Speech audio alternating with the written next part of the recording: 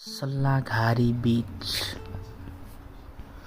हावाको मधुर सुस्केराले सल्ला रुखका पातहरूलाई स्पर्श गरिरहेछन्।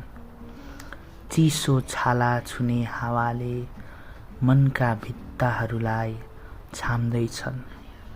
लाग्छ प्रकृतिको अनोखा जादु फैलिरहेछ। धेरै समयदेखि गडेर बसेको खालीपन आज पूर्ण रूपले भरिँदैछ। अतीतका मेरा बोझहरू उड्न लागे।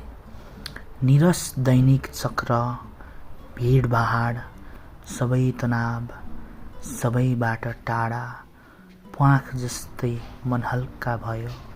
त्यहाँ म पल्टिएँ शान्तिमा। हावाको छालहरूसँग सल्लाका सियोहरू झुलिरहेछन्। मेरो मन नाच्दैछ सल्लाहरू बीच। सबै दुःख, पछुतो, चिन्ता आकाशमा विलीन भए। सल्लाघारीका सल्लाहरूलाई मैले अन्तिमचोटि हेरेँ। मनमा एउटै विचार गुन्जिरह्यो। यदि रहन सकिन्थ्यो भने त्यहाँ म अनन्तकालसम्म बस्ने थिएँ। सुनिरहन्थे यो अनुपम जादुमय सङ्गीत। सधैँ हल्का, सधैँ स्वतन्त्र, सधैँ मौन, सधैँ शान्तिमा। धन्यवाद।